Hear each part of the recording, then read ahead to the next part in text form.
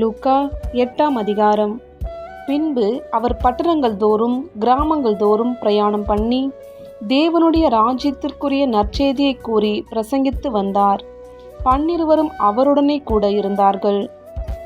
அவர் பொல்லாத ஆவிகளையும் வியாதிகளையும் நீக்கி குணமாக்கின சில ஸ்திரீகளும் 7 பிசாசுகள் நீங்கின மகதலேனாள் என்னப்பட்ட மரியாளும் ஏரோதின் காரியக்காரரான கூசாவின் மனைவியாகிய யோவன்னாலும் சூசன்னாலும் தங்கள் ஆஸ்திகளால் அவருக்கு ஊழியம் செய்து கொண்டு வந்த மற்ற அநேக ஸ்திரீகளும் அவருடனே இருந்தார்கள்.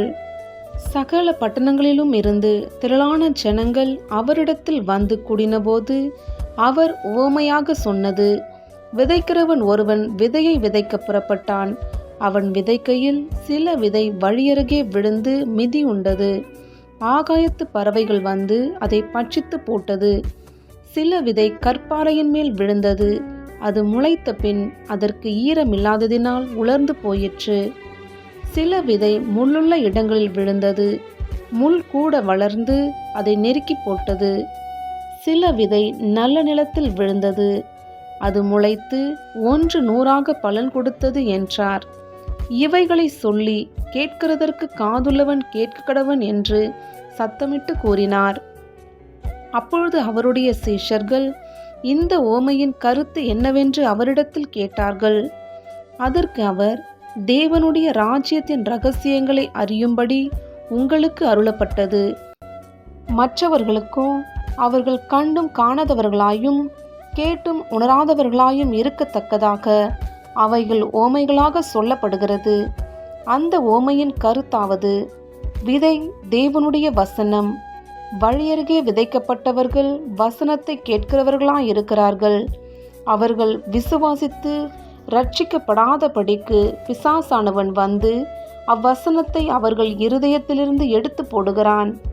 கற்பாறையின் மேல் விதைக்கப்பட்டவர்கள் கேட்கும்போது சந்தோஷத்துடனே வசனத்தை ஏற்றுக்கொள்ளுகிறார்கள். ஆயினும் தங்களுக்குள்ளே வேர் கொள்ளாதபடியினாலே கொஞ்ச காலம் மாத்திரம் விசுவாசித்து சோதனை காலத்தில் பின்வாங்கி போகிறார்கள். முள்ளுள்ள இடங்களில் விதைக்கப்பட்டவர்கள் வசனத்தை கேட்கிறவர்களாயிருக்கிறார்கள்.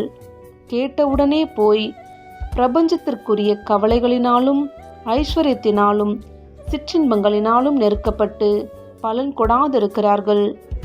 நல்ல நிலத்தில் விதைக்கப்பட்டவர்கள் வசனத்தை கேட்டு அதை உண்மையும் நன்மையுமான இருதயத்திலே காத்து பொறுமையுடனே பலன் கொடுக்கிறவர்களாயிருக்கிறார்கள். ஒருவனும் விளக்கை கொளுத்தி அதை ஒரு பாத்திரத்தினாலே மூடவும் மாட்டான், கட்டிலின் கீழே வைக்கவும் மாட்டான். உள்ளே பிரவேசிக்கிறவர்கள் அதன் வெளிச்சத்தை காணும்படிக்கு அதை விளக்கு தண்டின் மேல் வைப்பான். வெளியரங்கமாகாத இரகசியமும் இல்லை, அறியப்பட்டு வெளிக்கு வராத மறைப்பொருளும் இல்லை. ஆதலால் நீங்கள் கேட்கிற விதத்தை குறித்து கவனியுங்கள். உள்ளவன் எவனோ அவனுக்கு கொடுக்கப்படும், இல்லாதவன் எவனோ அவன் தனக்குண்டென்று நினைக்கிறதும் அவனிடத்திலிருந்து எடுத்துக்கொள்ளப்படும் என்றார்.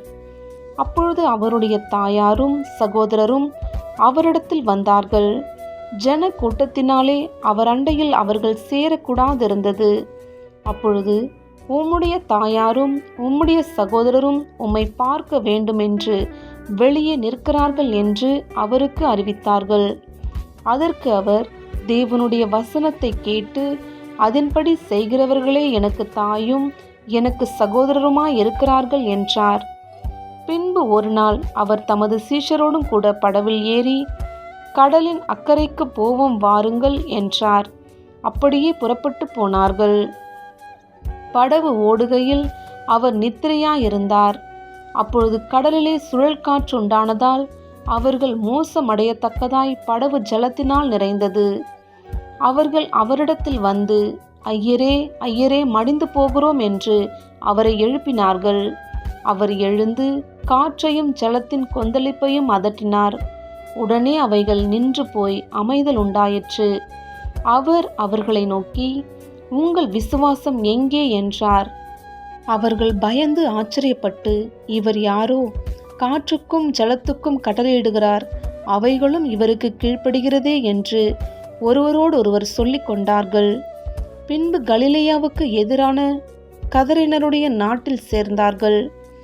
அவர் கரையில் இறங்கினபோது நெடுநாளாய் பிசாசுகள் பிடித்தவனும் வஸ்திரம் தரியாதவனும் வீட்டில் தங்காமல் பிரேத கல்லறைகளிலே தங்கினவனுமாயிருந்த அந்த பட்டணத்து மனுஷன் ஒருவன் அவருக்கு எதிராக வந்தான். அவன் இயேசுவை கண்டபோது கூக்குரலிட்டு அவருக்கு முன்பாக விழுந்து, இயேசுவே, உன்னதமான தேவனுடைய குமாரனே, எனக்கும் உமக்கும் என்ன?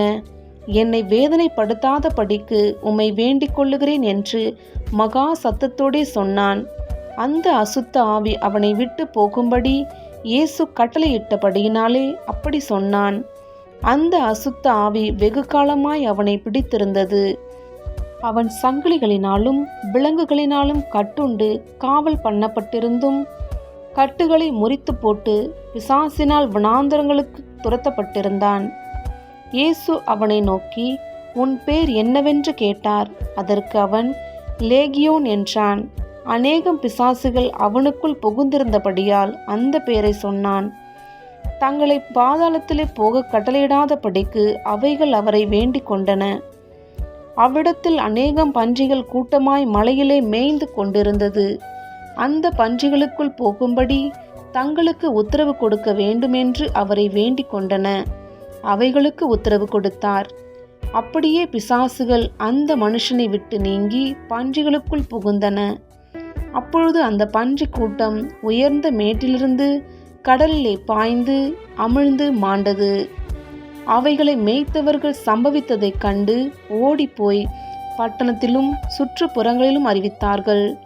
அப்பொழுது சம்பவித்ததை பார்க்கும்படி ஜனங்கள் புறப்பட்டு இயேசுவினிடத்தில் வந்து, பிசாசுகள் விட்டு போன மனுஷன் வஸ்திரம் தரித்து இயேசுவின் பாதத்தருகே உட்கார்ந்து புத்தி தெளிந்திருக்கிறதைக் கண்டு பயந்தார்கள். பிசாசுகள் பிடித்திருந்தவன் சொஸ்தமாக்கப்பட்டதைக் கண்டவர்களும் அதை அவர்களுக்கு அறிவித்தார்கள். அப்பொழுது கதரனுடைய சுற்றுப்புறத்திலுள்ள திரளான ஜனங்கள் எல்லாரும் மிகவும் பயமடைந்தபடியினாலே தங்களை விட்டு போகும்படி அவரை வேண்டிக் கொண்டார்கள். அந்தபடி அவர் படவில் ஏறி திரும்பி போனார். பிசாசுகள் நீங்கின மனுஷன் அவரோடு கூட இருக்கும்படி உத்தரவு கேட்டான். இயேசு அவனை நோக்கி, நீ உன் வீட்டுக்கு திரும்பி போய் தேவன் உனக்கு செய்தவைகளையெல்லாம் அறிவி என்று சொல்லி அவனை அனுப்பிவிட்டார். அந்தபடி அவன் போய் இயேசு தனக்கு செய்தவைகளையெல்லாம் பட்டணத்தில் எங்கும் பிரசித்தப்படுத்தினான். இயேசு திரும்பி வந்தபோது ஜனங்கள் எல்லாரும் அவருக்காக காத்திருந்தபடியால் அவரை சந்தோஷமாய் ஏற்றுக்கொண்டார்கள். அப்பொழுது ஜெப ஆலய தலைவனாகிய யவீரு என்னும் பேருள்ள ஒருவன் வந்து இயேசுவின் பாதத்தில் விழுந்து 12 வயதுள்ள தன்னுடைய ஒரே குமாரத்தி மரண அவஸ்தையாயிருந்தபடியால் தன் வீட்டிற்கு வரும்படி அவரை வேண்டிக் கொண்டான். அவர் போகையில் திரளான ஜனங்கள் அவரை நெருக்கினார்கள். அப்பொழுது 12 வருஷமாய் பெரும் பாடுள்ளவளாயிருந்து தன் ஆஸ்திகளை எல்லாம் வைத்தியர்களுக்கு செலவழித்தும் ஒருவனாலும் சொஸ்தமாக்கப்படாதிருந்த ஒரு ஸ்திரீ அவருக்கு பின்னாக வந்து அவருடைய வஸ்திரத்தின் ஓரத்தை தொட்டாள். உடனே அவளுடைய பெரும்பாடு நின்று போயிற்று. அப்பொழுது இயேசு, என்னை தொட்டது யார் என்று கேட்டார். எங்களுக்கு தெரியாது என்று எல்லாரும் சொன்னபோது பேதுருவும் அவனுடனே கூட இருந்தவர்களும், ஐயரே, திரளான ஜனங்கள் உம்மை சூழ்ந்து நெருக்கிக் கொண்டிருக்கிறார்களே, என்னை தொட்டது யார் என்று எப்படி கேட்கிறீர் என்றார்கள். அதற்கு இயேசு, என்னிலிருந்து வல்லமை புறப்பட்டதை அறிந்திருக்கிறேன், ஆதலால் ஒருவர் என்னை தொட்டதுண்டு என்றார். அப்பொழுது அந்த ஸ்திரீ தான் மறைந்திருக்கவில்லை என்று கண்டு நடுங்கி வந்து அவர் முன்பாக விழுந்து தான் அவரை தொட்ட காரணத்தையும் உடனே தான் சொஸ்தமானதையும் எல்லா ஜனங்களுக்கும் முன்பாக அவருக்கு அறிவித்தாள். அவர் அவளை பார்த்து, மகளே, திடன் கொள், உன் விசுவாசம் உன்னை ரட்சித்தது, சமாதானத்தோடே போ என்றார். அவர் இப்படி பேசிக்கொண்டிருக்கையில் ஜெப ஆலய தலைவனுடைய வீட்டிலிருந்து ஒருவன் வந்து அவனை நோக்கி, உம்முடைய குமாரத்தி மரித்து போனால் போதகரை வருத்தப்படுத்த வேண்டாம் என்றான். இயேசு அதை கேட்டு, பயப்படாதே, விசுவாசம் உள்ளவனாயிரு, அப்பொழுது அவள் ரட்சிக்கப்படுவாள் என்றார். அவர் வீட்டில் வந்தபோது பேதுருவையும் யாக்கோபையும் யோவானையும் பெண்ணின் தகப்பனையும் தாயையும் தவிர வேறொருவரையும் உள்ளே வர ஒட்டாமல் எல்லாரும் அழுது அவளை குறித்து துக்கம் கொண்டாடுகிறதைக் கண்டு, அழாதேயுங்கள், அவள் மரித்து போகவில்லை, நித்திரையாய் இருக்கிறாள் என்றார். அவள் மரித்து போனாள் என்று அவர்கள் அறிந்ததினால் அவரை பார்த்து நகைத்தார்கள். எல்லாரையும் அவர் வெளியே போக பண்ணி அவளுடைய கையை பிடித்து, பிள்ளையே, எழுந்திரு என்றார். அப்பொழுது அவள் உயிர் திரும்ப வந்தது. உடனே அவள் எழுந்திருந்தாள். அவளுக்கு ஆகாரம் கொடுக்க கட்டளையிட்டார். அவள் தாய் தகப்பன்மார் ஆச்சரியப்பட்டார்கள். அப்பொழுது நடந்ததை ஒருவருக்கும் சொல்லாமல் இருக்கும்படி அவர்களுக்கு கட்டளையிட்டார்.